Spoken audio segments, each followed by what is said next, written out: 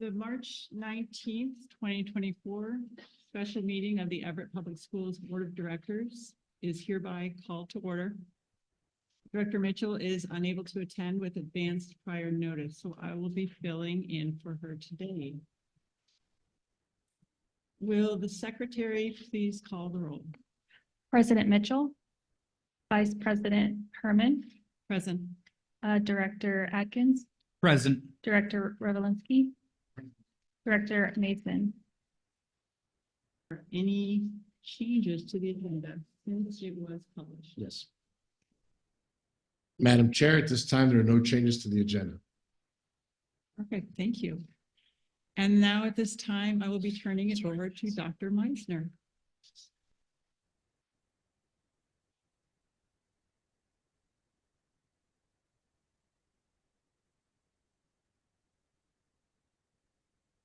Good evening, directors and Dr. Saltzman. We are super excited to bring you strategic plan update number 3 of 4. Tonight, we have 2 updates, 2 initiative updates. Each session is designed to last about 45 minutes. We're going to take full advantage of the time that we have with 2 updates. So we will continue with our common format, which emphasizes engagement and interactivity. And there will be an activity in each of these updates. And we just invite you to bring your questions, your comments, your discussion.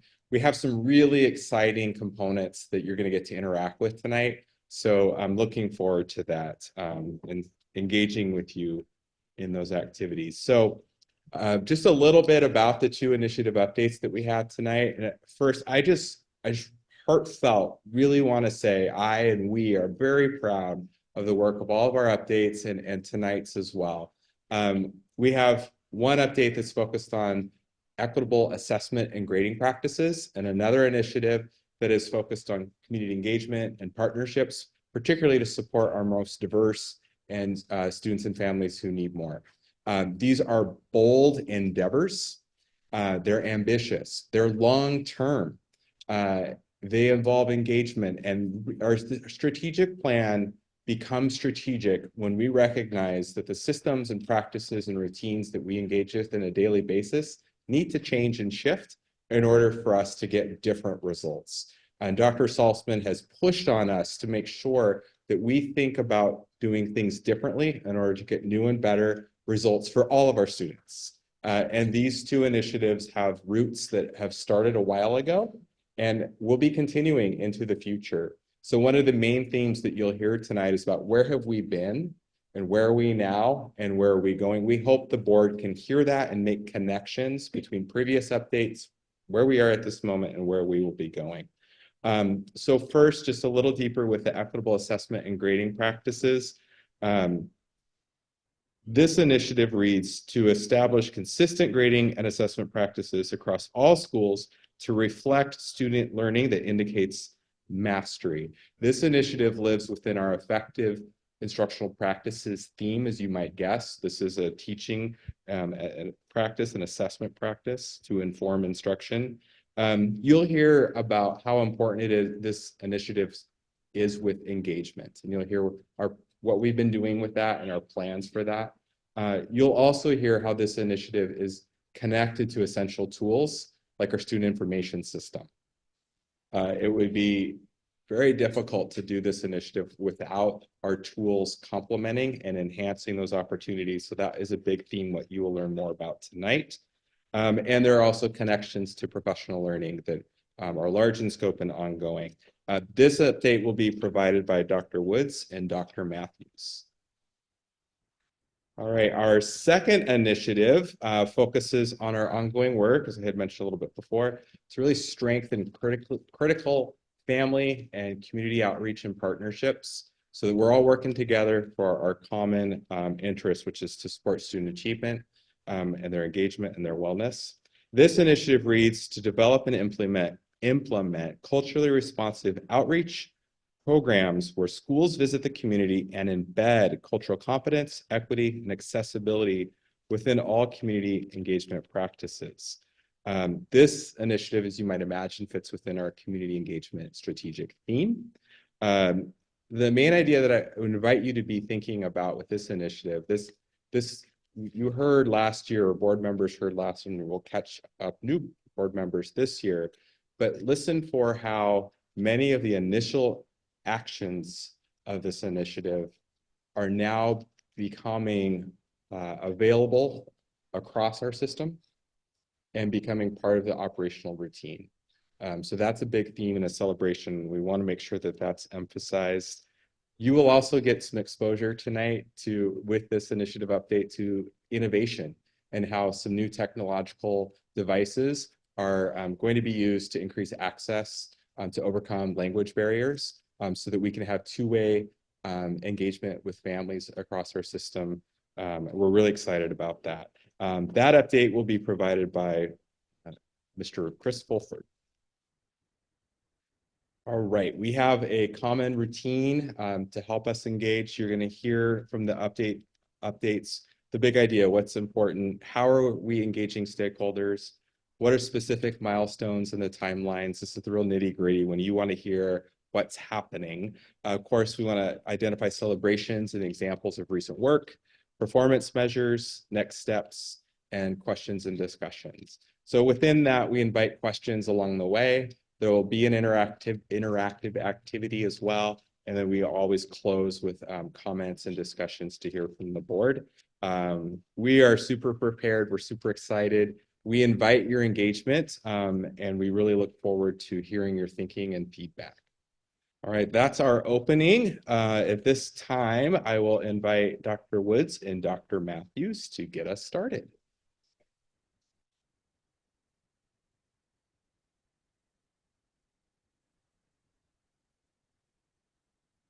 Thank you very much.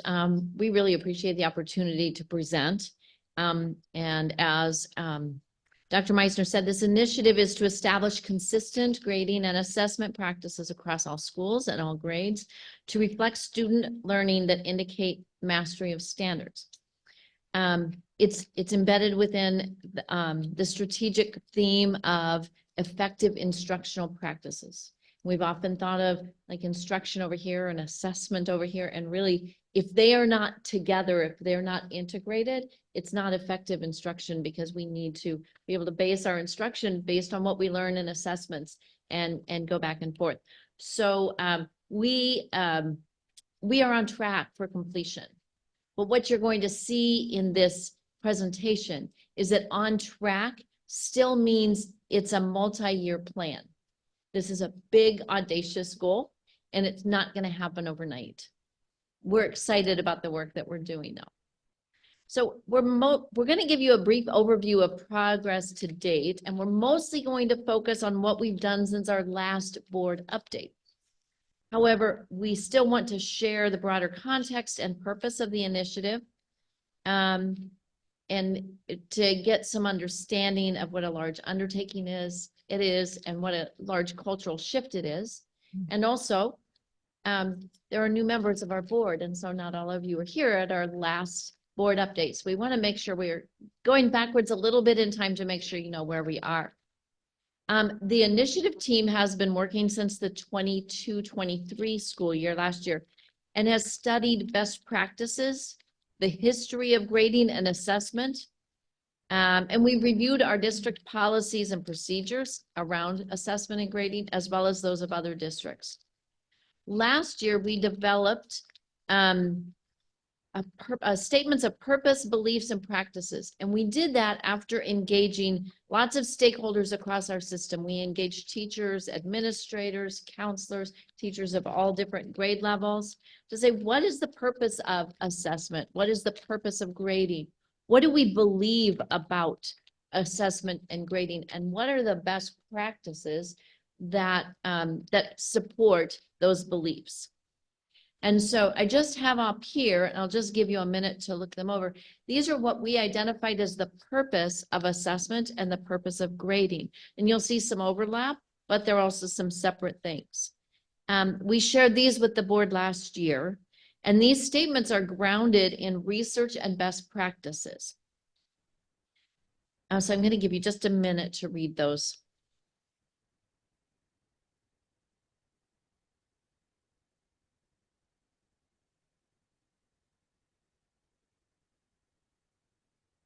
as you can see, assessment really has kind of two purposes. And one is, again, feedback for students so that they can help self-monitor, but it's also feedback for the educator so that they can work with that individual student, but also adjust instructional practices. And then grading is really about communicating. Where is that student on progress towards proficiency in identified course standards? So what are they graded on is a question that that we've been wrestling with, and that is in some of our beliefs and practices statements. Last spring, we gathered the board's feedback on Everett Public Schools policies around both grading and assessment to see the alignment between our policies and these statements of purpose. And one of the things we found was there's some good alignment there. And we've used these statements as grounding documents as we've continued to grow the work this year. One of the things you're going to find is that these purposes for grading and assessment align very well with some of the other work that's happening in our state and in our district when we're talking about the framework for teaching that we use for professional learning and evaluation of teachers, and also student growth goals. So how are we measuring those? And Danielson used some of the same research base that we use to do these. And so when we found that they are indeed quite aligned, we're really excited about the work that we've been doing and the work going forward. So one of the ways that we can get at the big idea is to reflect on some of the data. And so what you're seeing here are the semester 2, 2023 7th grade math course grades. So you can see across the bottom, A, B, C, D, F. And we've combined the pluses and minuses just to make the data easier to see. Within each of these bars, so for example, here we have all the students who earned an A in 7th grade math second semester. We've broken it down by the level of performance they had on the Smarter Balanced assessment in the same spring, the same year. So the large bar right here, 64% in green, that represents level 4. The 22.4% here in blue represents level 3, and that's meeting standard. The orange is level 2, and the purple at the bottom is level, level 2 and level 1. So I want to just have you take a look at this and jot down some wonderings, some things you notice, questions that you have. We'll have an opportunity to talk about this a little before we move on.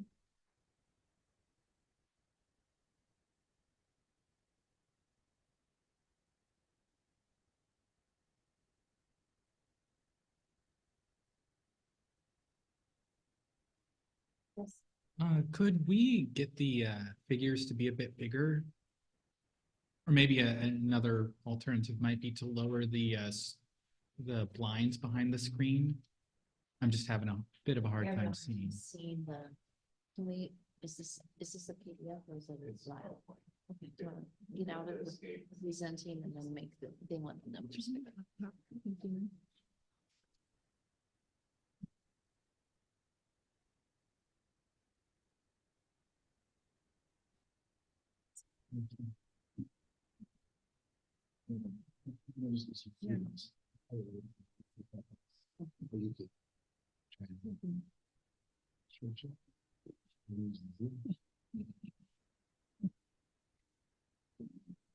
In addition to the being small, it's glaring in here with the beautiful sunshine.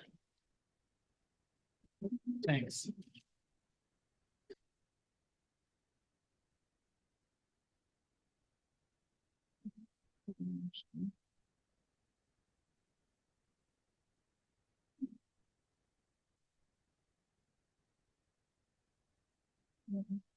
Yeah.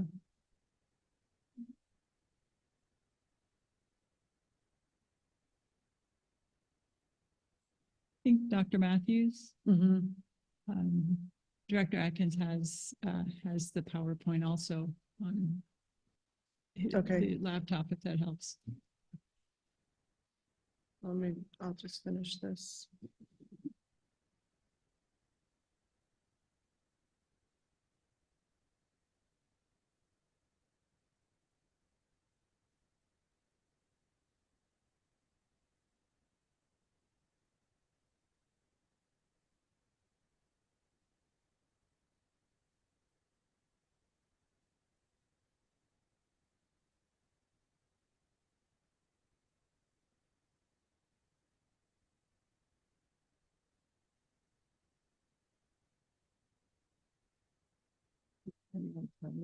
Skip the next one.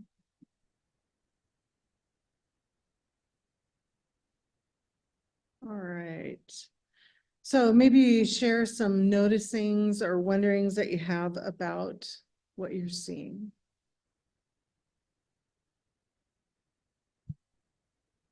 Would you like to start? Or, I, what would you like to comment on? I mean, I just noticed that it seems like the right two columns are, the level 4 is almost non-existent. Mhm.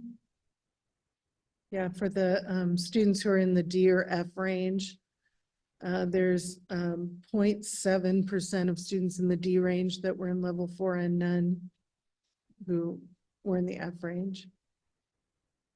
What else are you noticing? I think a similar wondering was really the extremes of students that were scoring very highly, but not getting a grade that seems to reflect that, and the opposite, which takes me back to thinking about our MTSS framework in wondering what's going on. Mhm. So you're talking about the, say, 14% of students who had an A in the course but didn't meet standard, or similarly, this, 7% or whatever that did Yeah. meet, or excuse me, 10% that did meet standard but got a D in the course. Mhm. Yeah, because the blue is meeting standard Mhm. at the top here. What else do you notice? When you think about what an A, B, C, D, F mean, does this match what you would expect in terms of their performance? What would you expect? I would think there would be more alignment. There'd be more, I'm sorry. There'd be more, alignment between the two. I mean, I'm not surprised looking at this as someone who graduated with a 2.7 GPA. I was someone that didn't care about grades, but I put a lot of effort into getting good test scores. So this,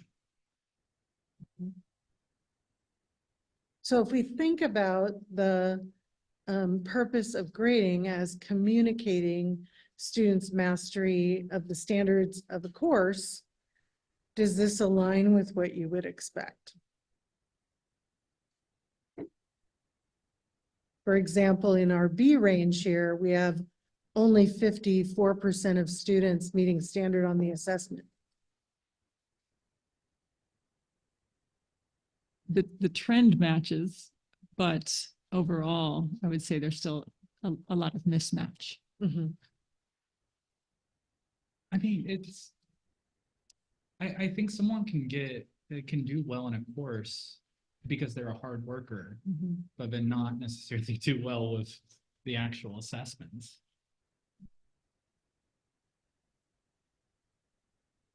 As a parent, it frightens me a little bit that, my kids that are getting Bs, half of those kids aren't proficient. We're not demonstrating it on the assessment, for Yeah, sure. just about it. Yeah. Yeah. Yeah, absolutely.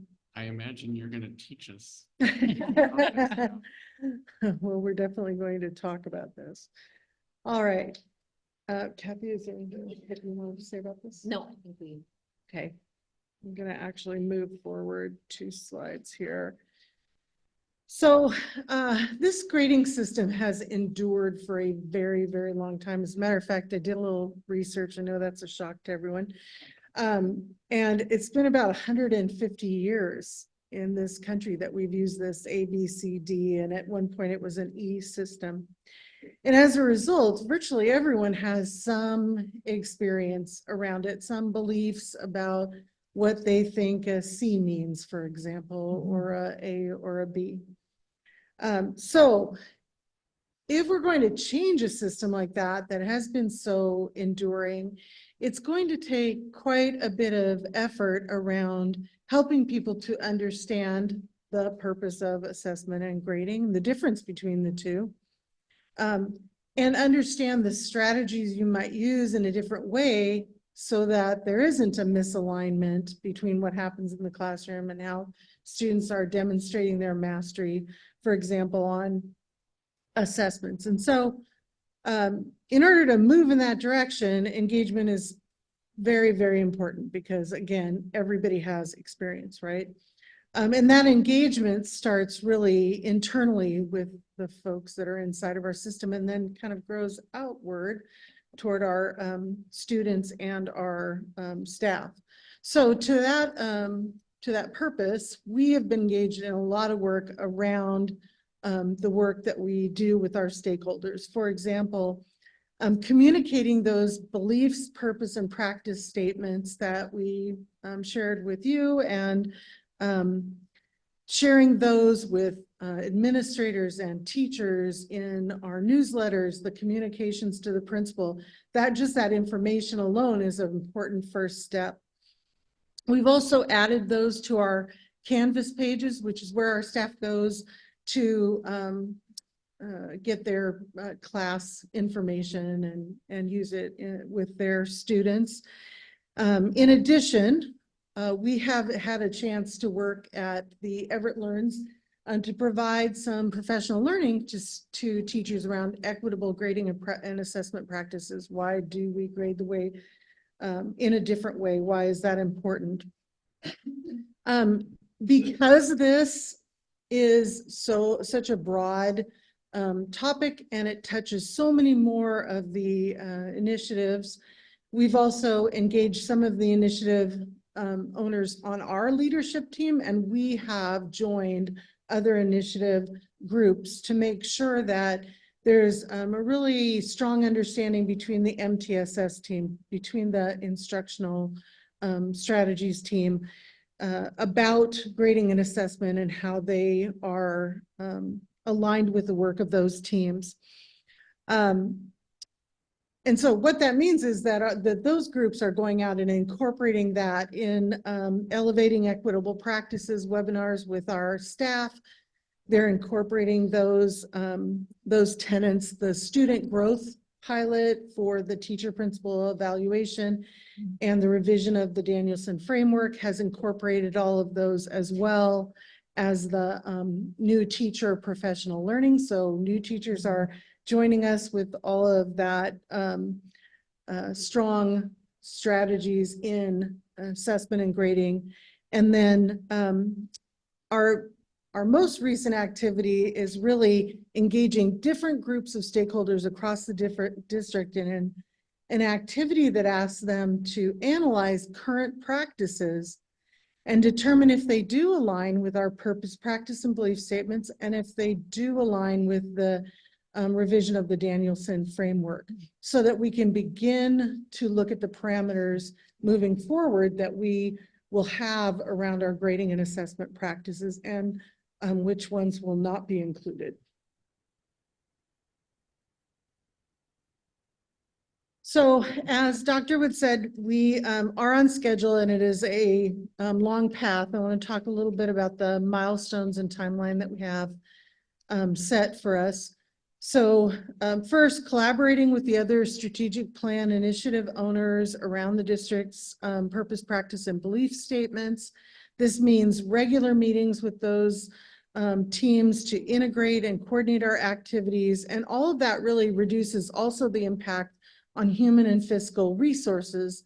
So not only is it more coherent for the work that we're doing, but it's also more efficient in many, many ways.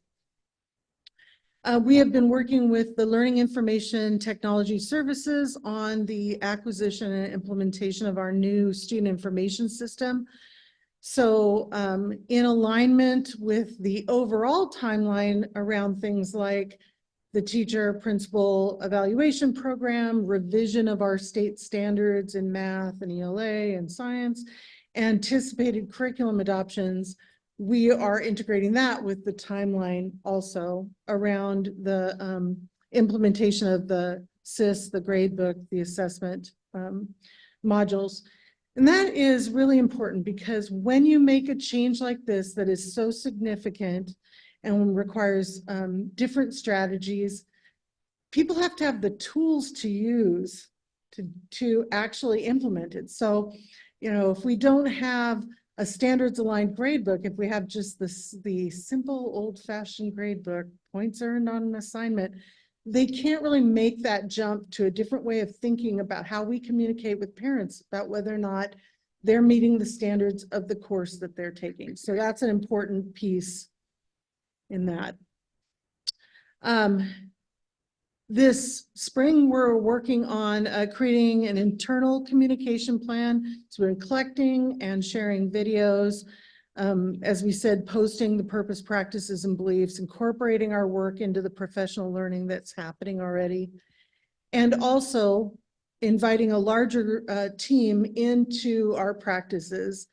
So now that we've done some of the learning around the leadership team, we need to engage teachers and principals and other members of the system internally to move forward and do the rest of the work, which is designing and piloting professional learning about how you can incorporate equitable and accurate grading and assessment practices into your classroom.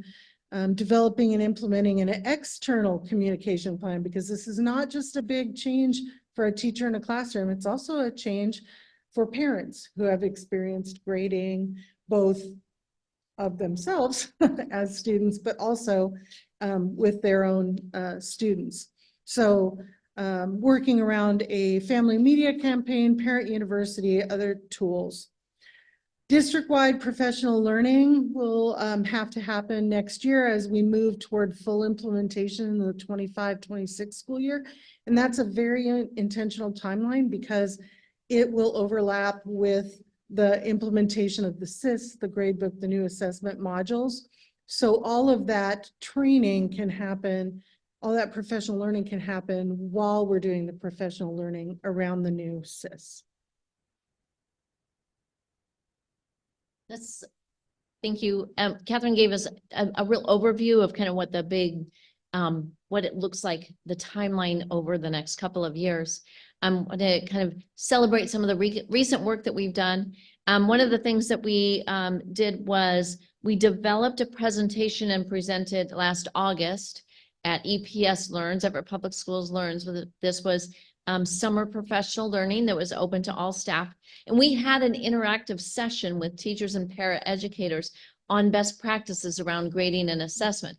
And they looked at the purpose, beliefs, and practices statements. And some of the participants, some of the comments that they had, and they self-selected into this, so they're excited maybe about some new practices. But some of their comments said, we need to be very clear about what concepts and skills we are teaching and assessing. That need for clarity. And it takes time to do this well. Another participant said, these practices are a statement about the capability of our students, and it is affirming. So when we have good grading and assessment practices that are equitable, that are fair, that are transparent, that actually measure achievement towards the standards, it affirms our students' ability to meet those standards, and frankly, our staff's ability to help students get there. So one of the most important parts and exciting parts, and we've alluded to this a little bit, is how integrated it is with all the work in teaching and learning that is happening.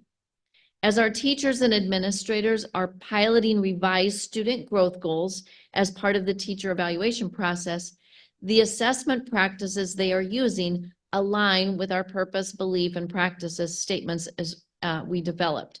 This is what you see here. This is actually a group of teachers who are working together to understand the new student growth goals and they're piloting them and they're measuring. And you can see in order to be proficient, to reach a proficient level of performance, when you're looking at measuring student growth, the teacher needs to provide evidence of student progress on the stated learning goal, which includes both formative and summative assessments. There's evidence of student engagement in that assessment and monitoring of their own progress. And there's evidence for students to share feedback on how they experience the learning. So if you think through our strategic plan and think about the ideas of what are we doing in our frameworks to enhance the experience of our students.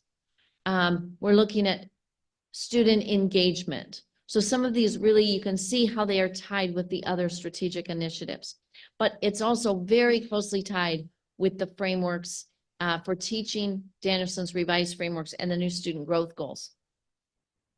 One of the other things that we've done is we've looked at research on implementation in other districts. How have they implemented or worked to implement standard aligned grading practices?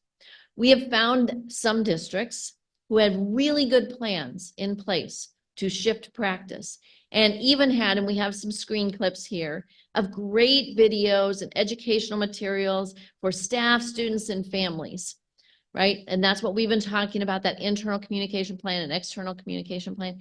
These are screenshots from Nampa School District in Idaho, and they had it going on. These are great videos. They really explain the purpose of standards aligned and standards-based grading practices and why the system that we showed you earlier doesn't really align with standards. They did a great job, but they went far down the road towards standards-based grading and then pulled back when they realized their community wasn't on board. And so while they had some things in place to change policy and change practices, the community wasn't with them. So they pulled back. And so if we move too fast, if we get in front of our community, if we get in front of the readiness, we could actually set this backwards, and we don't want to go there. So that leads us to a really important shift in our language between our last presentation to the board and our current work. Last time we presented last spring, our scope of work included an action step that said we will develop P12, so preschool to 12th grade, assessment and grading models based on research-based best practices and culturally responsive pedagogy. We are holding tight. You'll see another connection to another strategic plan around tight and loose here. So we're going to hold tight to those best practices and culturally responsive pedagogies. We will not let go of that. But we've moved our targeted action away from saying that we are going to develop a model of grading and assessment practices. And we are saying we will develop clear assessment and grading parameters and expectations based on those best practices. While we expect assessment and grading practices to be clear, accurate, focused on student learning and meaningful, we are not advocating a one-size-fits-all approach. So I'm going to give you an analogy, and I want you to play along with me a little bit. Thinking about the difference between model and parameters. I want you to think about your car, the car that you drive. I want you to think about the model of the car you drive. Or maybe one you wish to drive. Do you drive a Tesla Model 3, a Honda Civic, a Toyota Camry, a Ford Ranger, a Maserati MC20? The car companies build these vehicles very differently, right? These are models. Nobody says everybody has to drive a Toyota Camry, but they do have some things in common. The National Highway Transportation Safety Administration has certain parameters to allow these vehicles to be sold and to operate on our roads. So what are some of the parameters that are that exist for cars, no matter what model of the car you use? What are the parameters that are in place? Size. You have to fit in the lane. They have to fit in the lane. They cannot be too big for a highway lane. Or they have to get the big oversized load trucks that surround them, right? What else? They all gotta have all the safety features like airbags and brakes and so on and so forth. Airbags, brakes. I can think of it. No, I'm just imagining all of the commonalities between all of those models that you mentioned. Oh. So they have to have seatbelts. They have to pass crash tests. They have CAFE standards, which are like the fleet of vehicles by any one of those car companies have to have certain mileage standards or fuel efficiency standards. They have to have mirrors. They have to have a certain amount of visibility. So they don't have one model, but they have standard operating parameters. And they have to be up to date. So here's an example. When I was growing up with my 3 siblings, we went on road trips in our 1960 something Rambler station wagon. Later, it became a Ford van. And often we were in the back seat, laying around the back seat without seatbelts. This was perfectly legal back then. It's not legal now. Now that we know better, we have better parameters, right? It's still not one size fits all, but there are values like safety and environmental protection that inform the parameters around cars. So there are values that inform the parameters around grading and assessment. So we might have different models in a 1st grade classroom than in a high school physics classroom. But the values such as equity and clarity and the purpose for grading, communicating progress toward grade level standards, those are the same, right? So our values are the same. They inform the parameters, but the models may be different. So a big step that we need to take now is to determine these parameters. So we have really moved from saying we're going to have a model of grading to saying we're going to have clear parameters and expectations. And we think that making that shift will help us not be too far ahead of our community when we make the shift to more standards aligned grading and assessment practices. So Catherine's going to talk about how we are currently working to determine those parameters.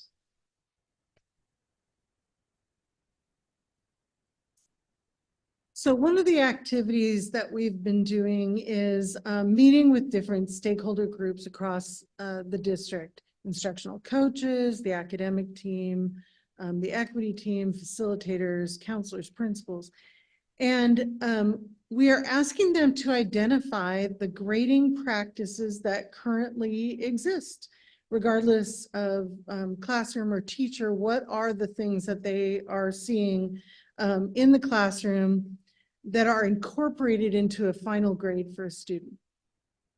And then we are providing them with the purpose, practice, and belief statements and for grading, and we are providing them with the language for distinguished in the Danielson framework around that as well, and asking, are these practices aligned or not, first of all, with either of those?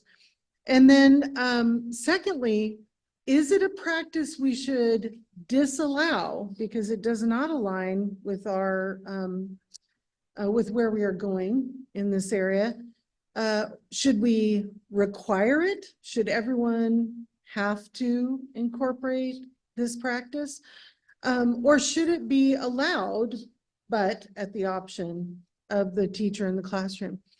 And by getting such a diverse groups of people together, of course, we're learning some parameters we maybe didn't know existed. But we're also seeing where there's commonality across groups in how they feel about these different practices. We are also getting that opportunity for them to examine what's happening against their new learning. And that new learning is the practice, the purpose, practice, and beliefs, and also the Danielson frameworks.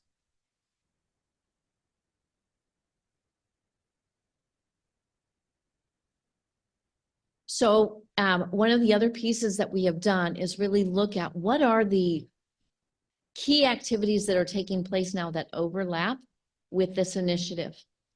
This is just a chart that we've developed, and this was in conjunction with other initiative teams. And so these are all the things that are happening kind of at the same time. So you have recently approved the contract for a new student information system. The state has indicated that we are on a trajectory towards revising, or at least reviewing, and then possibly revising standards in math, English language arts, science, social studies, and other areas. So as standards are revised, if we're assessing students on their progress towards meeting standard, we need to alter our assessments. We also know that we have the framework for teaching, the Danielson revisions, and the student growth goals. We have curriculum adoptions or review, and recently you had a report on what are our next curriculum adoptions. So all of those things go together. And then our work around grading and assessment. And you can see sort of a time period. So the way we're progress monitoring this right now, because we haven't implemented new grading and assessment processes, is are we in alignment with all the other things that are going on now? Are we getting the stakeholder feedback now so that we will be ready to implement the new student information system, the grade book component of that new student information system, with the parameters that we have widely gotten feedback on and decided that these are the parameters. These are the things that we will allow, or these are the things that we will disallow. These are the things that we will require. So those tight parameters, and these are the things that we will allow to the discretion of the teachers, those things that may be a little looser. So we need to make sure that that is closely in alignment. So that's what we're progress monitoring right now. Are we getting the right stakeholder feedback? Are we doing it in a timely fashion so that we can make sure that all of these changes are happening at the appropriate time? So this leads us to thinking about the challenges and opportunities of our work. And really our challenges and opportunities are what we've been talking about. So one of the big challenges is the sheer quantity of overlapping change, right? New student information system and grade book, revised state standards, the Danielson framework, student growth goal revisions, anticipated curriculum adoptions, revision of end of unit assessments to align with the revised standards. That's a lot of change. The opportunity is really clear parameters and expectations around assessment and gradings will provide clarity and alignment. We'll have clarity of parameters and expectations. For example, the only things that you should be grading are things that demonstrate proficiency or progress towards proficiency of the standards. So think of all the things when you were in school that got graded: participation, extra credit, whatever those things were that didn't demonstrate progress towards mastery of the standards. That's probably going to be a parameter that we're going to say, nope, we're not going to include those. So we have clarity of parameter of expectations.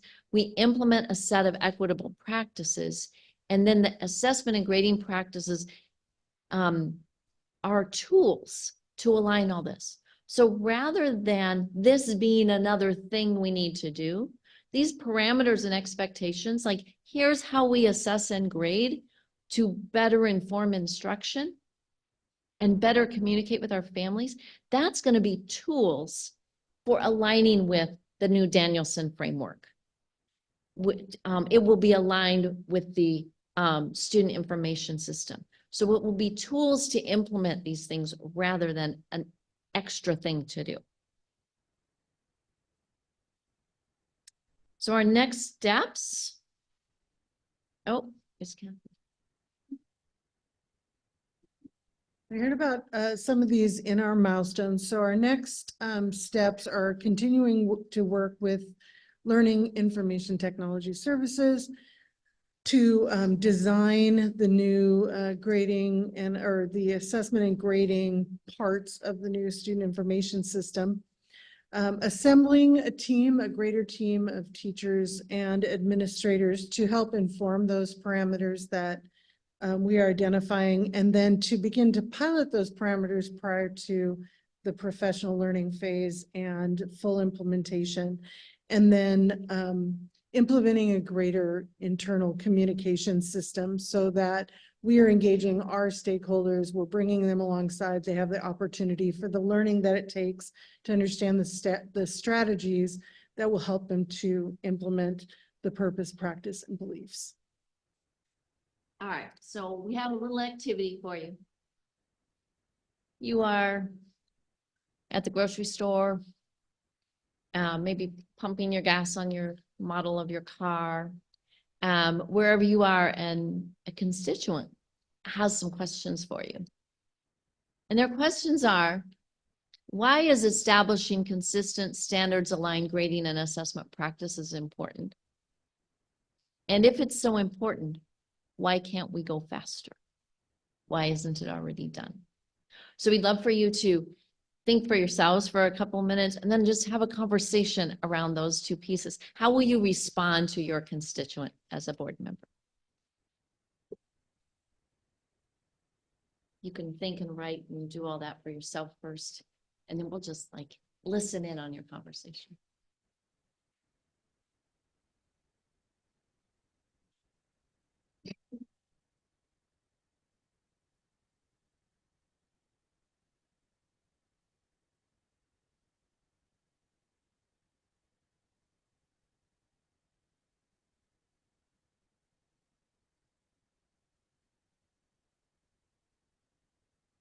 Are you ready to respond to your constituent?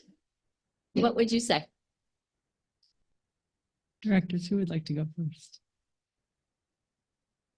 I don't. These don't have to be polished These are not, statements as no. much as just thoughts around this. Thoughts? It's important because people that are doing everything they can to help our kids learn and grow need feedback. And they need to know who is learning and progressing well and what's working for them and how to change their approach with the kids that just aren't making the same level of progress. I mean, that's it. And yeah, it's very important. Why can't we go faster? Well, I mean, geez, the district is a behemoth. Be patient, okay? We're working at it, and we're bringing the community along with us. So, you know, come to the study sessions, okay? And you'll learn all about it. I appreciate that. I appreciate your focus on feedback. That assessment, when we assess students, we're giving feedback to the students, but the educators are getting feedback so they can do a better job. I really very much appreciate that.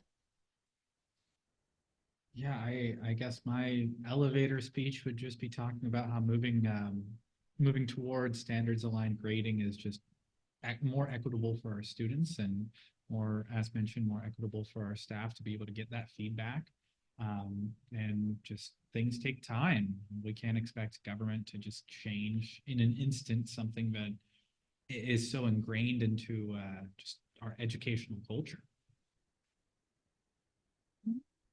I agree with both of you, and I think I'd just also emphasize that expectations that the grades and assessments really do need to reflect, and they should reflect what students, that whatever that course is. And I think also to our, we're now using the gap where students, because based on their grade point average, are entered in, can get to go on to college. And there's an expectation that they've earned that. And again, the going fast, it's worth doing it well. And as we've said, getting that feedback on why or why not, what works, what doesn't, and making sure that everyone is on board with each step to do it well. Yeah. Great, Can I ask a question about this? absolutely. Do you guys get feedback, or do you look at this information in the context of grading and proficiency in selecting courses and curriculum, right? I mean, doesn't that has to be something you take into account, right? Right, so when we, and defer to Dr. Matthews, but when we develop courses based on, you know, standards, that our common core set of standards, or the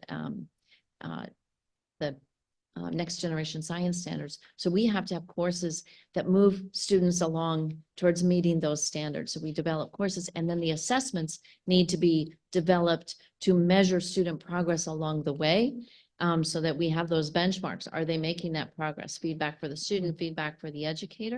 And so when we develop those courses, we absolutely, and I'm thinking all the way K-12 or pre-K-12, but I know sometimes we're thinking about how do we develop courses in that secondary model that is going to bring students along to that college and career readiness.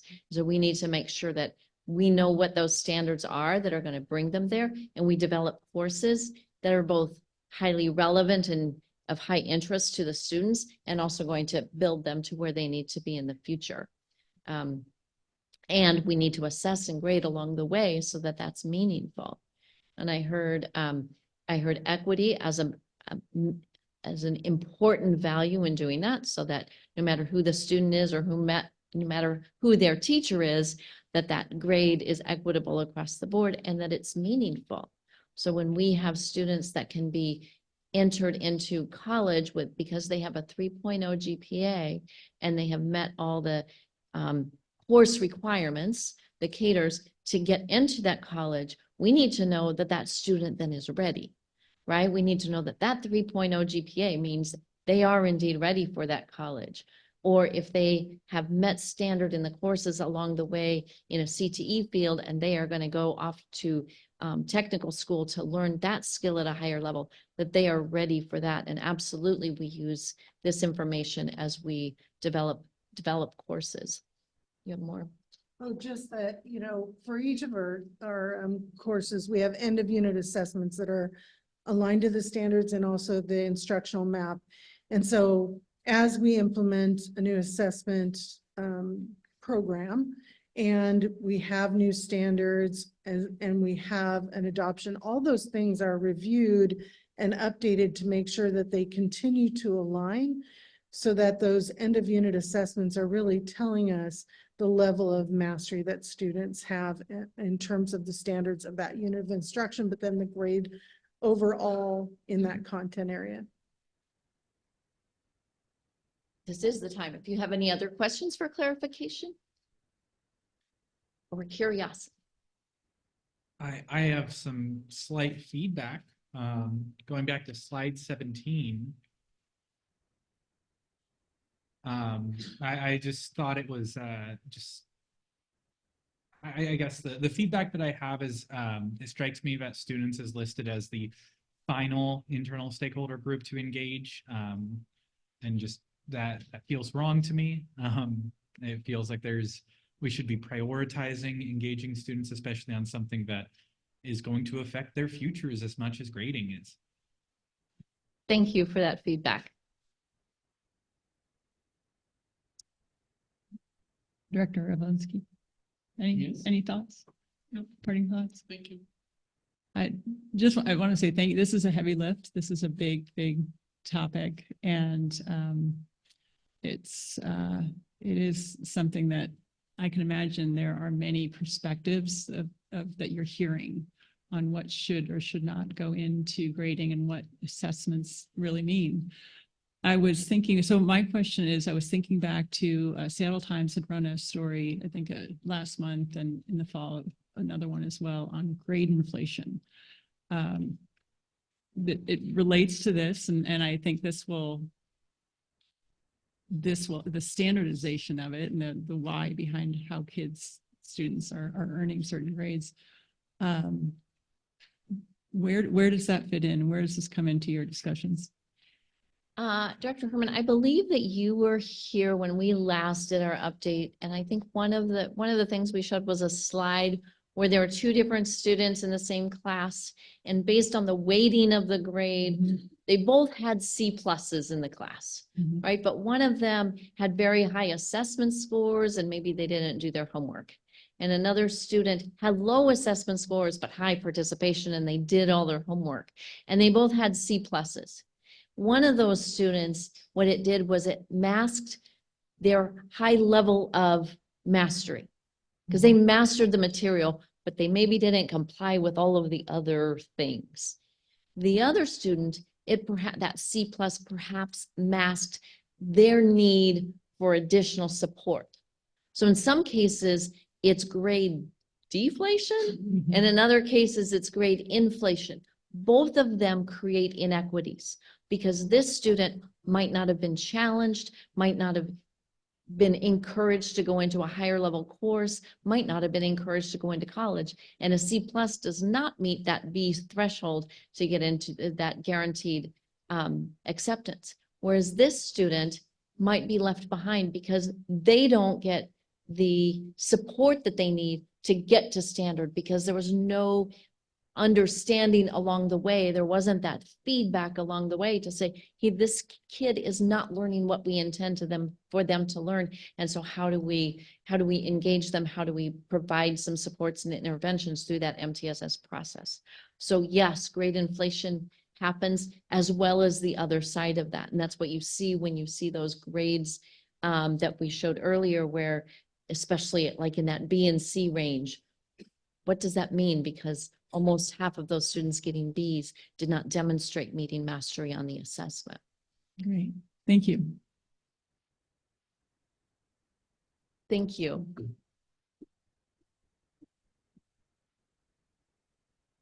All right, thank you for the engagement, great thoughtful feedback and discussion. We appreciate that greatly. Going to open up and invite Mr. Chris Fulford to come on up to begin our second initiative update, which is on outreach, engagement, and partnerships. And again, this kind of theme that we are hoping for you to hear and any feedback would be, how are we taking the initiative, initial initiative actions, but scaling them so that they're more accessible across our schools, across our district, and becoming part of our operational routine. With that framing, I'll let Chris take it from here. Thank you. You bet.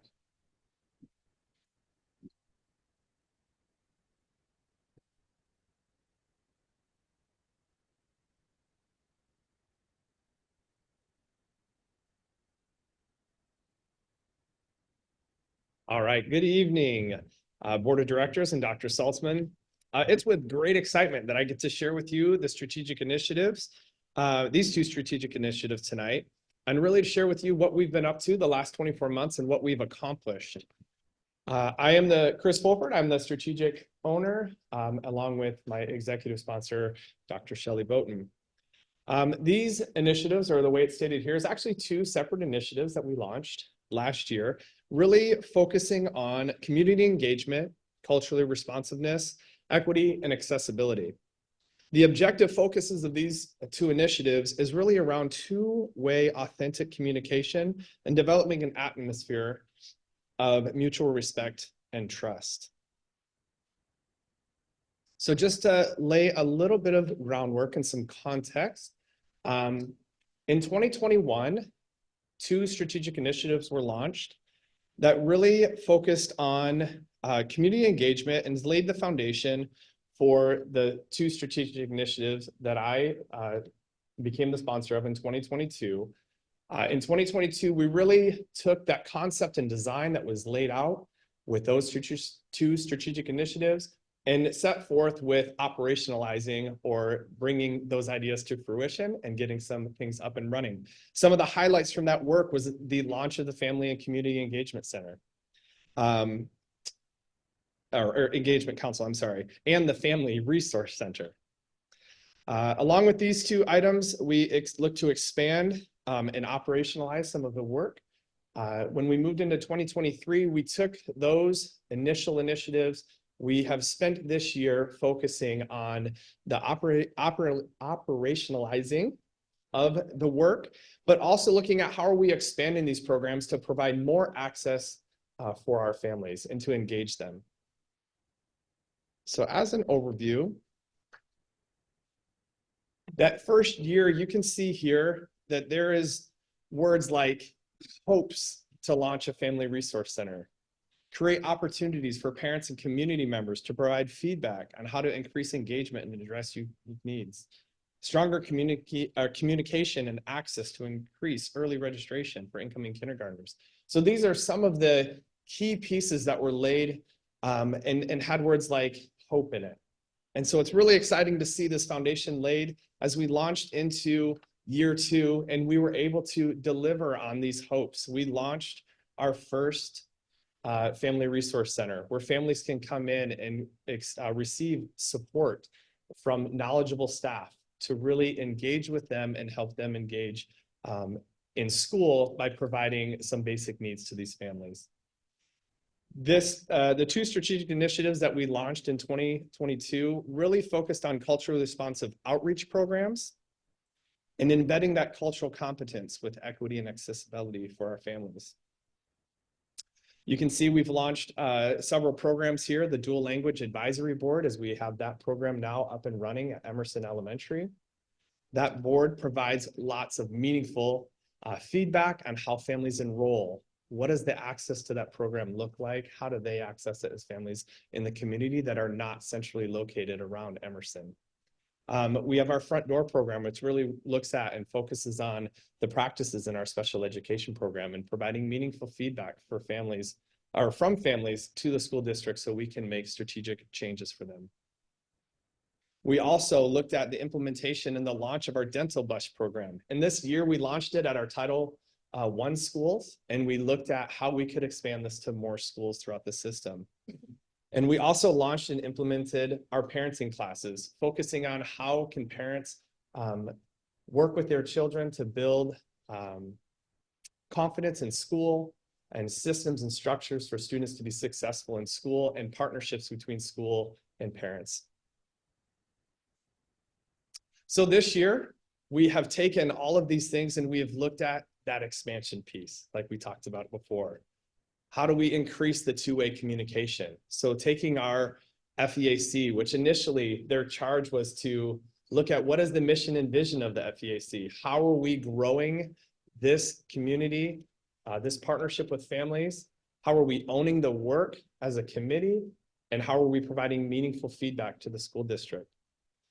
This year, we have taken it to the next level. So it's not just owning the work, but we've launched the work. We were able to have meetings where we have sat down with families and talked about what would they like to see in parent university?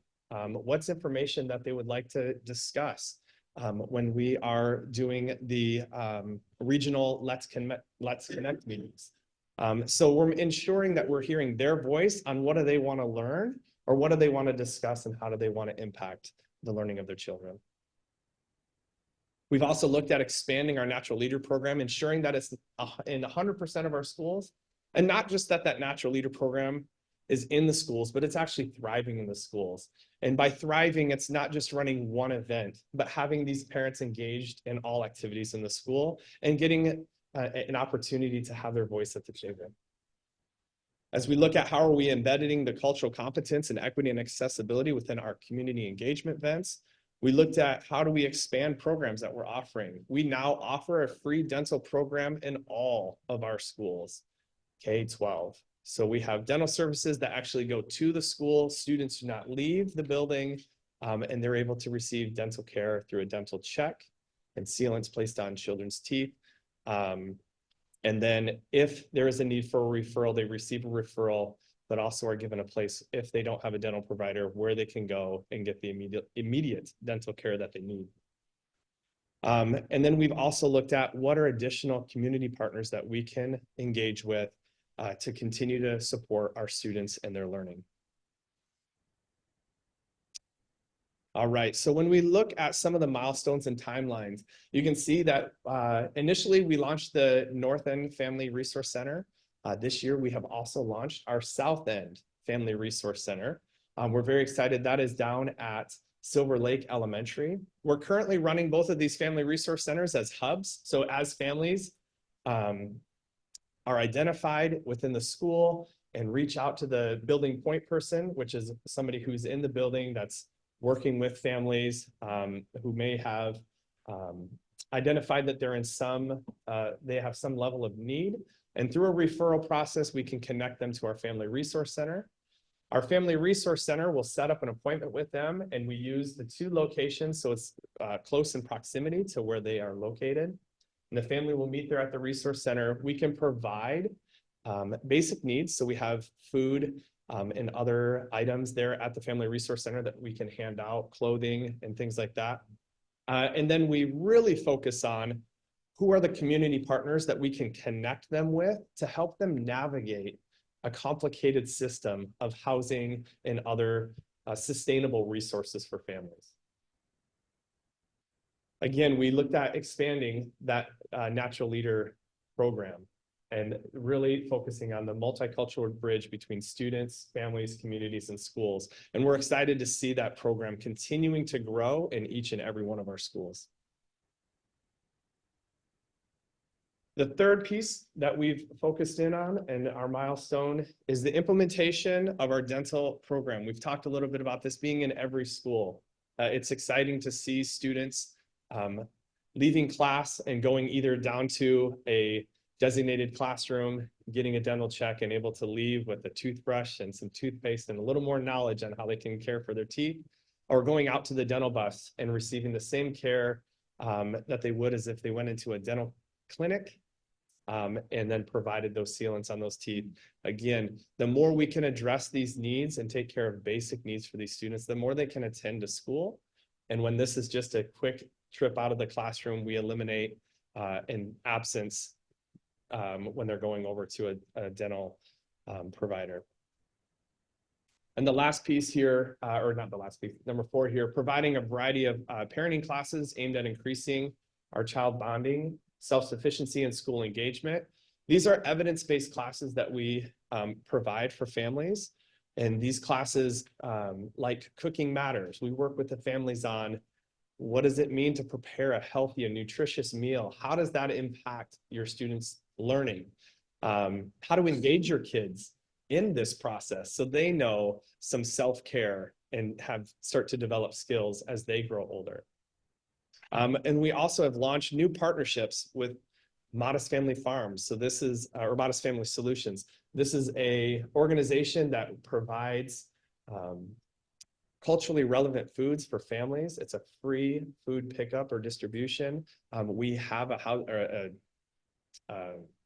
distribution location at Emerson Elementary. We run it once a month. Families are able to come through and receive free groceries. They receive 2 bags of produce, 1 to 2 bags of produce. And then on occasion, they also are provided some additional proteins like rack of lamb, turkey, whatever's available. And these are provided to families. We're seeing currently about 500 families on a given weekend when we run this program. And the last thing here for our milestones and our timeline is our 2-way communication and collaboration systems. So really focusing in on that Family Engagement Advisory Council. We have really been excited to see, as parents have been coming out and providing feedback, how that feedback has been taken and delivered within a very short timeline back to the community in Let's Connect meetings, involved in also our Parent University videos, as we've been engaging with them on what is it they need to see. We recently had a conversation with our CTE department on all of the CTE opportunities that our students are afforded. And we're able to hear from parents around how well do they know these programs? Do they know how to access them? And how can we do better to help them access these programs? And so we're able to take the feedback we received the other night and start implementing different strategies to reach more families in that process. We also looked at how our students transition from middle school to high school. from elementary to middle school? What does that look like? And what are families' experiences? We can say this is what we do, and that's our lived experience, but it's not our lived experience going through that process. And so hearing from families what that lived experience was like and how can we improve upon that to provide a smoother and better transition for families. You're also going to hear more tonight about the implementation of our ILA device and our Pocket Talk devices as we think about how do we authentically communicate with our families who don't speak the same language as we do, and how do we provide instant access for them to have a conversation with us. So as we started looking at this work and we started thinking about our strategic initiatives and how do we tie this back to the work we're doing as a school district, we really grounded ourselves in this idea of our multilingual learners. And if you look at the table on the left, this tells the story of the multilingual learner population in our school district. Back in 2017, we had 2,812 multilingual learners attending Everett Public Schools. Now you fast forward 7 years to 2023-2024 school year, and you can see that we have grown over 1,000 students in our multilingual learner program. That is a considerable shift in the demographics of our school district, which impacts the access of our students to their learning and families to schools.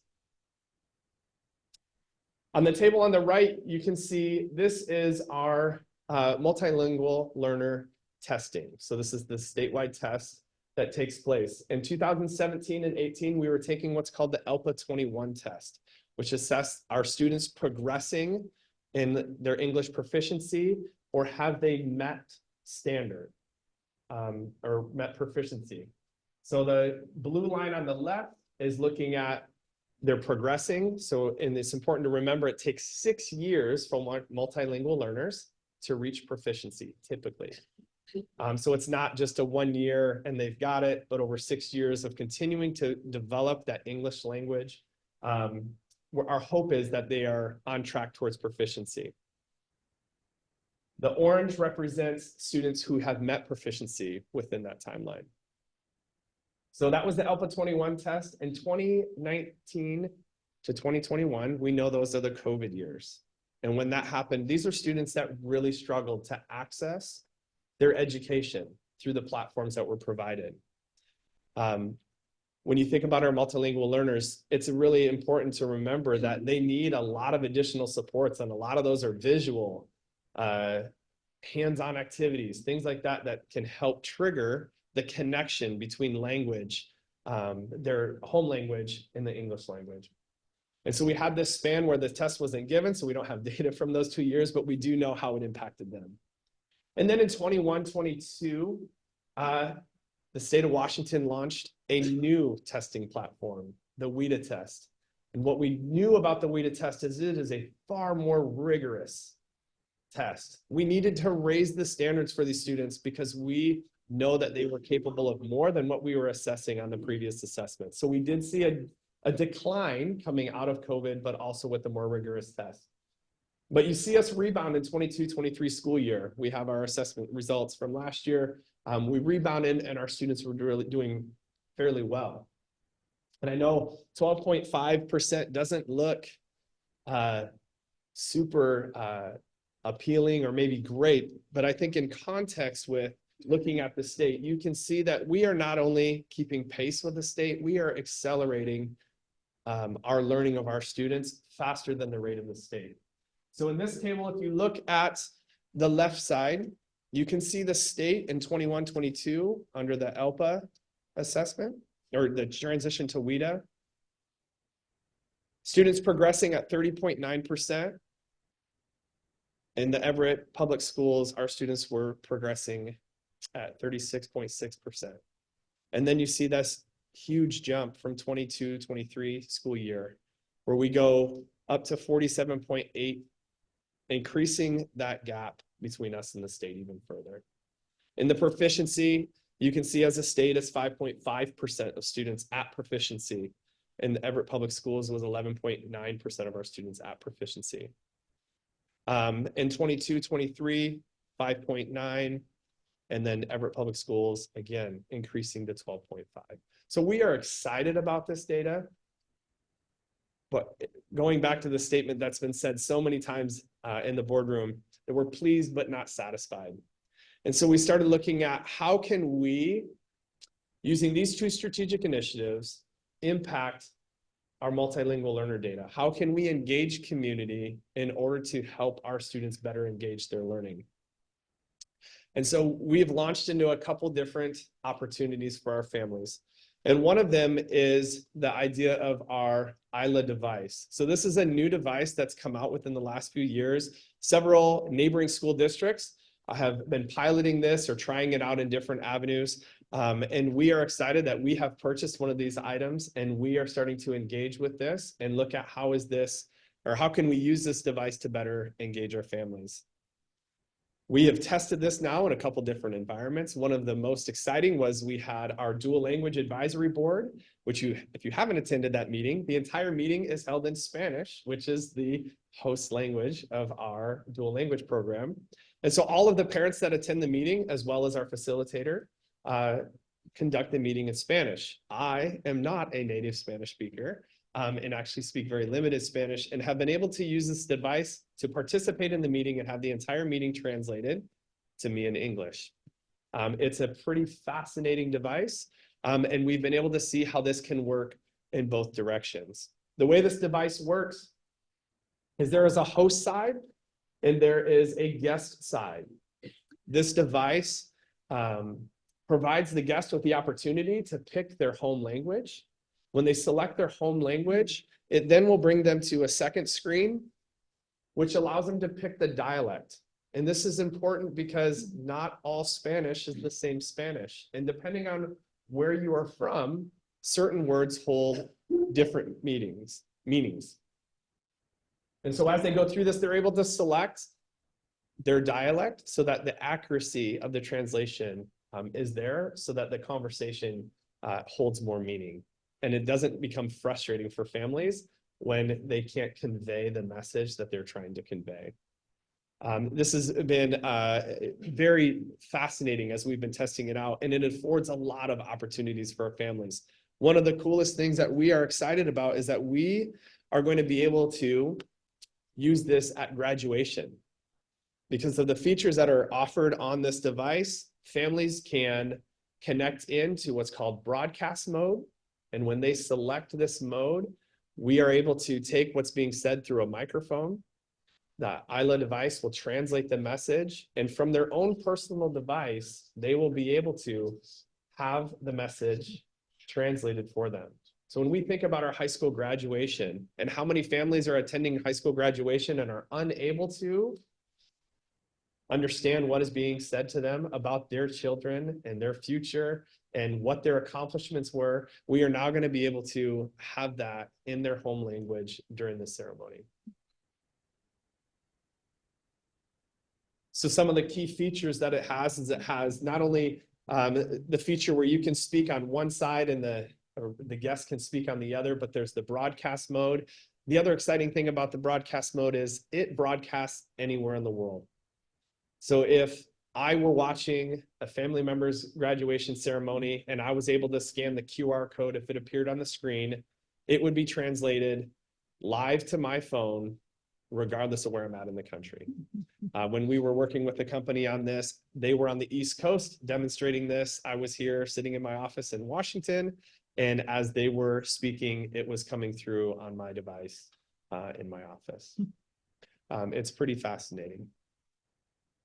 The other cool features with this is we are working with our safety and security. So when we talk about reunification, other opportunities, we will be able to use this device if interpreters are not readily available.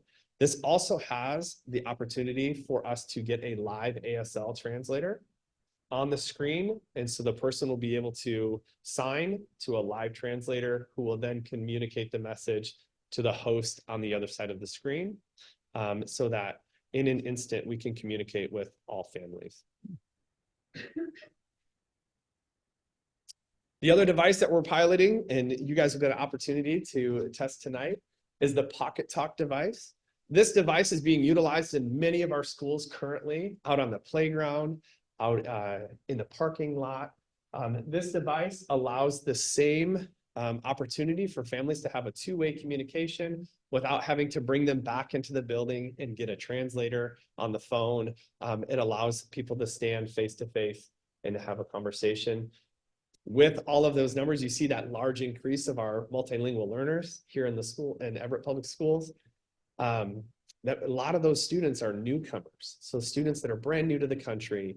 And you can imagine as they are out on the playground and however they interacted on their playground in their home country could be drastically different from what is acceptable or allowed on our playgrounds here in Everett, Washington.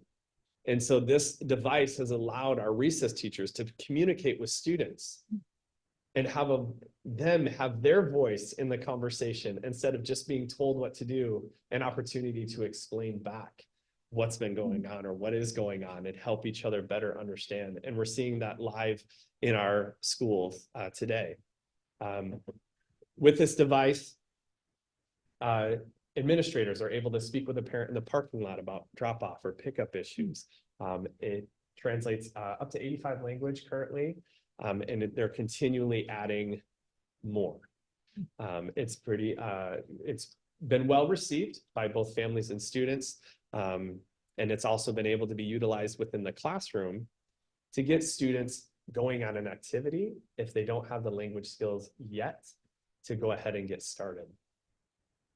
I was just wondering what the cost for one of these devices is. That's a great question. So these devices are about $300 for one. We currently, as we've been purchasing these devices, we have what's called a language access grant that we have access.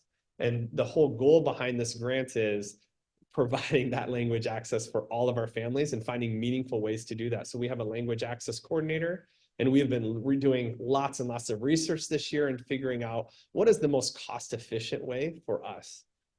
If you think about it, so this is about $300 for one of these devices that does 85 languages. We can use it whenever we want, however we want. We pay significantly more per hour to call up a translation service and have them on the phone.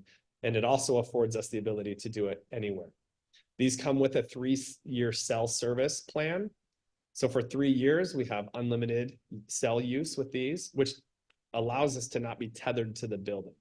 So that's why they work so well out on the playground, in parking lots, and places away from the school, out in the community. So we've even, as folks have dropped things off for families, been able to use this device to communicate with the family in that process. So there's a level of understanding of why they're receiving, whether it's food or other items that were being delivered to the house.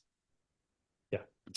Does this then, were you saying, does this take the place of an interpreter for parent-teacher conferences, or is that an option? What does that look like? No, this will never replace that personal opportunity for that in-person.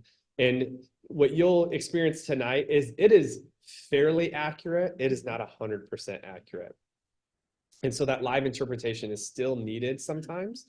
Conferences being one of those that we still feel is really important to have an actual person present for that that's been trained to do that.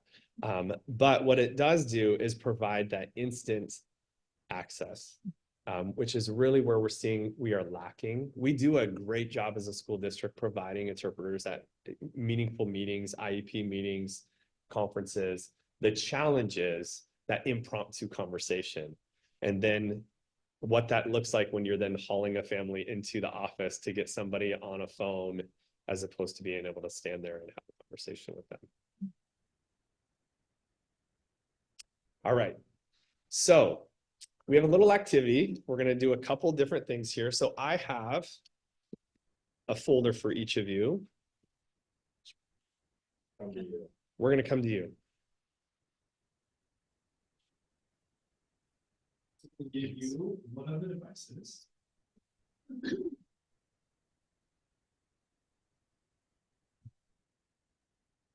So if you open up the folder and turn on the device, so the first thing you'll do to turn on the device, there's a power button on the upper right-hand side. If you just tap that, the screen will turn on. Yep. So the way the device works is the person you're communicating with would pick their language, and you would have the host language on the bottom. And so once you do that.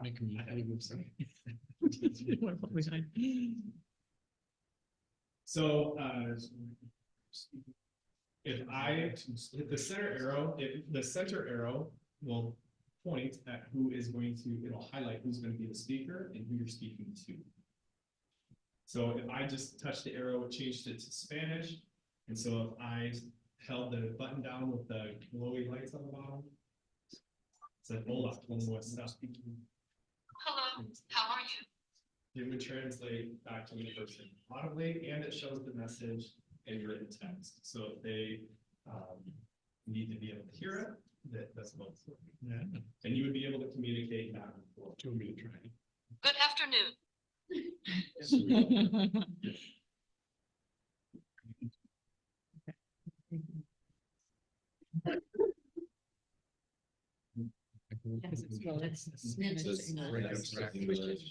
Oh, we just changed it. Yeah. Right? Yep, So- yep, yep, And then yep. press O. you press the X, press the Yeah. check mark. It's nice to see you today. Encantado de verte hoy. It's that easy. So in the conversation. To understand. I haven't ever read this. Right, the camera picture too. You can take a picture. No. This is- Doesn't matter. So You wouldn't read it. I'm getting it. You can also. It's okay. So we can make it Touch the top Or- ones first. Do you like hiking? I'm not at home, and Hover over this. Actually, I didn't tell it which direction or which. Oh, but it knew. Like the center button. You can probably see, yeah. Did it change it? Did it? So it knew, it figured out, right? I mean, that was it, as it was. So Yeah. just touch the text. Did it translate it in text there? Yeah. No. What if I can't- Yeah. So Yeah. touch the text. Oh, Oh, wow. Get it, yeah. Okay, cool. And it will also, if you touch it again, it will read it. Oh. And you use these. No. do you like hiking? Okay. I don't know. Okay, I trust it. That is, Yeah. It's pretty accessible. yeah, that's exactly what I'm thinking. And this For is, educators. I mean, it's just really easy and. It's so, it's so confused. A lot of our educators. Are you gonna give me a challenge? and fix it? Yes, yes. Yeah, so legislative language. Let's see if it can translate technical stuff into. Do you know German law that you have to do? I took a quarter of German. Right, you need to start somewhere. It's, and So and do you with touch it, it application. Oh, yeah. And that has been. Oh, yeah. Very. Yes. Oh, if I touch it. Yeah. Oh. Sure. It's confusing. They did it. It comes in. So Yeah. $300 piece. Let's see. Is what, how, about holiday? Latin pro esta. So the schools that are using there So interesting. And so you can give it. Okay, so they would say, okay, we'll take class. Well, yeah, okay. Yeah.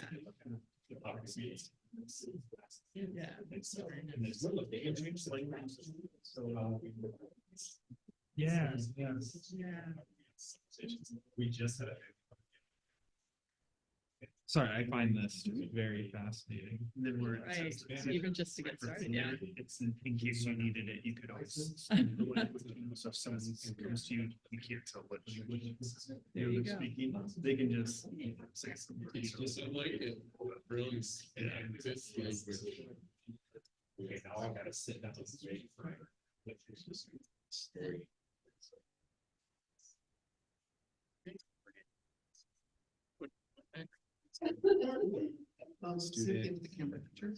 So. I can turn this into. Yes, you can. Yeah, so you can test it out. Test it. It was So the like time. this.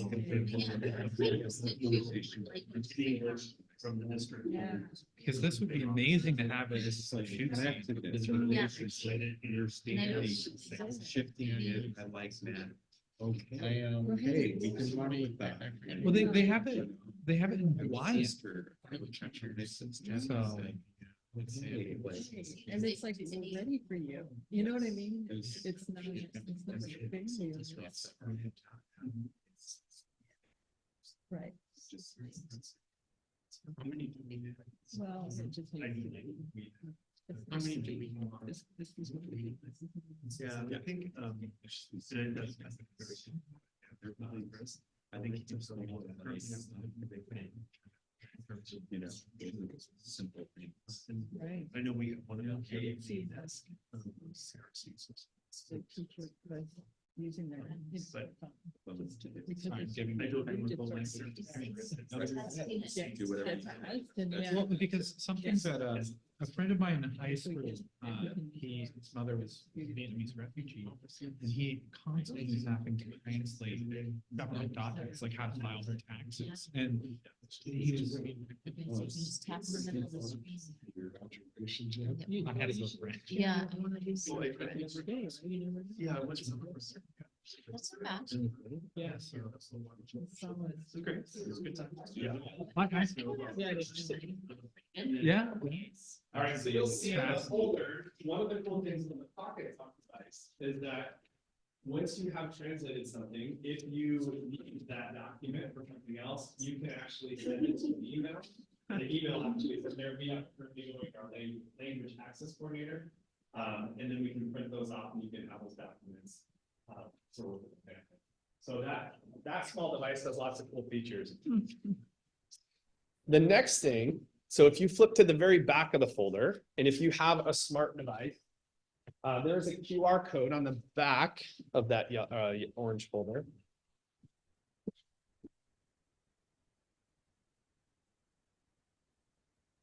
Are you saying you want us to whip out our? Go ahead, yeah, phones? you take that out and you scan that QR code. Are you ready right now? Yep. Okay. Chris is another.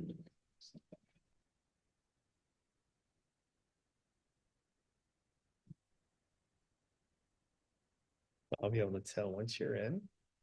And you can just click through, you don't have to put a name on, you can leave it as yes. The cool thing with this device as well is that it does not record any of the conversations, anything that's done, it is all gone as soon as you log off. So it is HIPAA and FERPA certified. It's actually used by the US Department of Defense and the UN for translating services. So if you scan that, you're actually turning your smart device into the receiving end of our island. So you will now be a yes on that. Looks like we have 2 participants in right now. Now, before I hit play, make sure you click, there will be a little speaker. If it is blue or green, it's going to start talking out loud. You're going to want to change that to red, and that will, it'll put a line through it, and it'll turn that off, so it's not going to start reading out loud.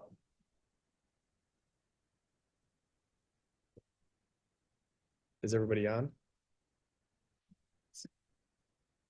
I think so. Okay, so watch as I hit this. Пригода у лісі.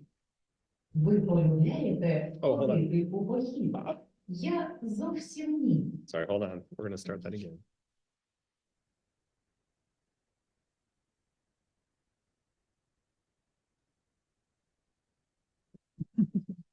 Та зараз ви дізнаєтесь, чому. Одного разу, коли мені було 19 років, ми з друзями вирішили піти у похід. And now you will find out why once when I Та was нам 19 years хотілося old, we were пригод. friends. Ми взяли палатки, їжу та все необхідне для ночі в лісі. Це було літо, We were тому young, but погода we була wanted to take тепла. tents. Ми збирались купатися в річці та грати у спортивні. All right, so we did this to demonstrate, this is what, that was broadcast mode, was what we were just in. And so if we were doing this in English and you picked any of the other languages, what was being said would be translated. You would recognize, or you should recognize that passage because it's the same one we translated with the other device. And so you can see that it is picking up the language, Ukrainian, that was being spoken, and it was translating that into English for you on your device. And so our families who attend graduation or other large events, thinking about any type of production that's done at the school, these can handle all of all languages being translated simultaneously. And it just changes their mobile device to a receiving, or any smart device to the receiving end of this. And so if families show up with a smart device, they can even put headphones in, pair it with a set of headphones, and they would be able to listen to it audibly as well. Yes. On these, the ILA devices, we have how many and the cost on those? Currently, we have one. The ILA devices, there's two different devices. They're getting ready to launch a second device that's a little bit cheaper, but they're about $3,000 for one device. There is a new one coming out this month that's going to be about $2,000. That one has the capabilities to connect to cell service. And then in a case of an emergency, it actually goes to the next level. And so if cell towers were down, it would be able to connect to the next level of service and still provide that connectivity for us as a school district. So again, we're looking at the cost options with this. We still feel strongly that there is a cost savings to this device over time as we're using this for several of these conversations, instead of paying per minute or per hour for the translation services that we use through phone calls. This also, we don't have anything to this, even to this day, that can do as many languages as this device can do at one time. Currently, if we're going to hold a meeting and we are going to have several translations take place at the same time, we would have to have an interpreter for each one of those languages, and a headset for the family and a headset for the translator. And so you think about graduation, it would be impossible. We could probably do our top 5 languages, and even then not have enough receiving devices for all of our families. But with this device and able to turn it into their own personal device, being the receiving end, the options are unlimited. There was a school district in Denver that they said they had about 5,000 people on it at the same time. And it didn't exceed capacity. So it's exciting to see what the capabilities of this are and how we can really provide access for all of our families to not only engage in their child's education, but engage in the celebration of their education.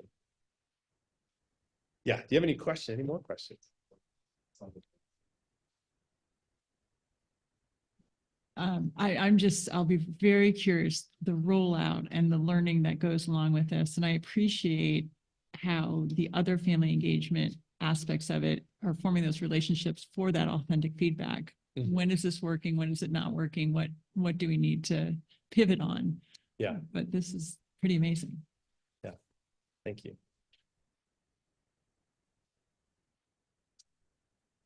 All right. So some celebrations with the strategic initiative. Sorry. So we've had schools really embrace these strategic initiatives and really look at how can they authentically engage with families within their community. And this is just a fantastic example of a school looking at how are they engaging all community and what are they doing to support all students. And so at Hawthorne Elementary, they have a large Marshallese population and community in that area. And so as they were looking at how could they better support students, they started a focus group where they started to learn more about that community and how they can support students. Through that study, they also hired a teacher on who was in the Marshallese community. And through that teacher coming on staff, they were actually able to launch a program, an after-school program called L'Aileron, which means to look after each other. And this is a common phrase used in their community and as a cultural sense of accountability to take the best care of all people. So through this program in the school led by this teacher, they bring all of the students after school. They provide 45 minutes of cultural studies, learning about their heritage. And then 45 minutes is spent during doing tutoring each week with the students. And this is really increasing the family involvement and the outreach that the school has been able to have with the Marshallese community, and also increasing the participation and attendance in their multicultural night through building that that trust and that accountability for the school and for the community. So it's been a great opportunity for us to see how schools are taking these initiatives and making it viable in their own building. Some other celebrations that we want to point out is our celebration of our partnerships. The modest free market. So the pictures you can see here are some of the fresh produce that are given out to families on that Saturday when they come through the building. The upper right hand is a photo of a student at Jefferson Elementary receiving some dental care. She's receiving a dental check at this point, and then they would place sealants on all of those teeth that were able to receive those at the time. And this bottom picture is actually taken at Madrona Square, which is another partnership that we have where our families who are experiencing homelessness are able to get connected through our Family Resource Center and other community partners, and able to work towards sustainable housing. This is a new partnership that launched several years ago, but finally came to fruition this year as they opened Madrona Square and started moving families in. And that's what brings me to this slide, which is super exciting to share with you guys. When we think about Madrona Square opening up, Everett Public Schools does not provide housing. And that's something we emphasize over and over to our families and to people who call in. But what we can do is provide referrals for families, and we can make connections with organizations in the community. And that's why the Family Resource Center is so vital and so important. Since Madrona Square has opened, we've been able to refer over 70 families to Madrona Square. And with those 70 families that have been referred to Madrona Square, 155 of our students now have stable housing. Through our Family Resource Center, we have worked with over 517 families and provided some level of support, whether that was connection to a community partner that we have, connection to food, providing basic needs with clothing and other toiletry or household items or toiletries. We've given out just through our Family Resource Center alone. So this is not our partnership with Modest Family Solutions, but just through donations that we collect in our Family Resource Center, we've given out almost 3,000 pounds of food to families. And we've connected families through 450 referrals to community partners. The translation devices, we're really excited about all the opportunities that we are going to have with this device or these two devices. Thinking about how we can utilize this at natural leader meetings, how we can give our families access to PTA meetings so they don't have to attend a separate meeting or not attend because they can't access the language that's being spoken at the event, and in a cost-effective way for a school to have a PTA event, have this device there and not pay for multiple translators to be in the room, which could prove to be difficult. Thinking about our emergency preparedness in our community and family events. Our dental program, we have screened 200 so we have 3 partners. Community Health Center, they've screened 240 students this year. They're primarily working at the high school, middle school and high school level. And so the service looks a little bit different because they're not placing sealants on the students' teeth at that point. But they are able to provide referrals to get students dental care when needed. Through Community Health Center, because they have the ability and the clinics in the area, they are able to so if there is an emergency and families don't have insurance, they can get them in and provide that care for that student. Best Dental Help is one of our other partners. They work with our Title I schools. What's exciting about this data is we still have not had Madrona Square, or not Madrona, I'm sorry, Madison Elementary. They have not had their screening and dental visit yet. It's going to happen this spring, but we have already screened 561 students and have placed over 1,000, or we've placed 1,438 sealants on students' teeth. And Big Smiles has screened 280 students and have placed 574. What we see with this is Best Dental has been our longest partner.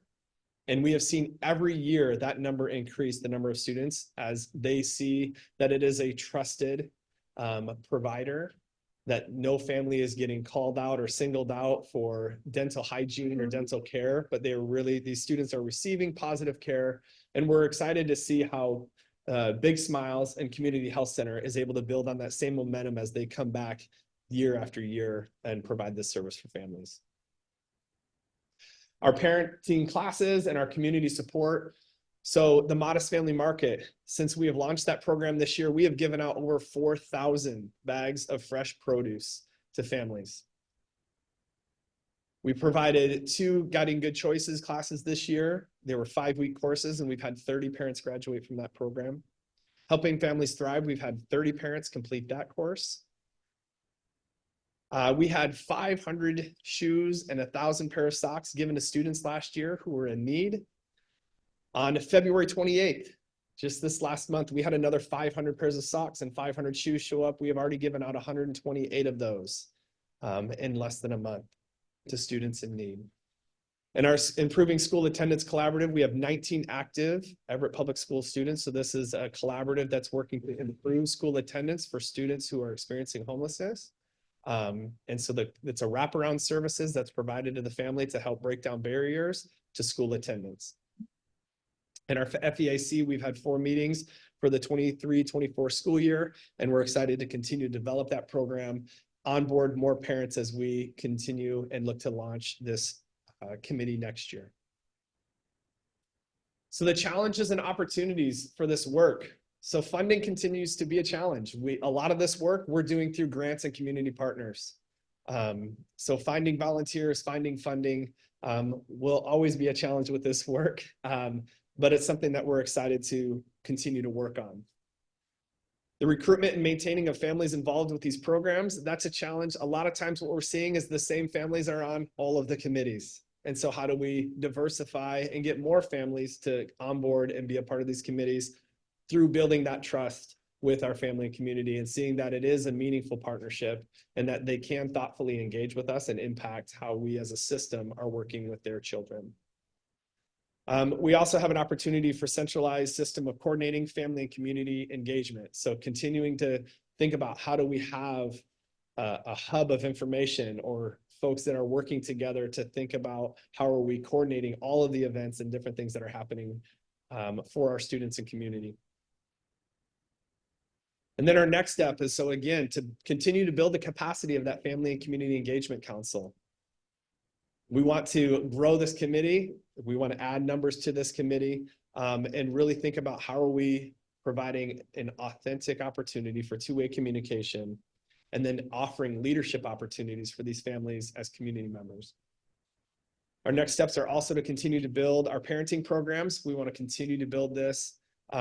I don't know about you, but I was never given a manual on how to raise my kids when they first came out. And so these opportunities with these parenting classes using evidence-based research programs for our families who are seeking answers. And we're able to provide them meaningful opportunities to engage with this. So we want to continue to grow those programs and expand. And the last thing is removing barriers for families to receive needed services so that students can fully access and reach their full potential.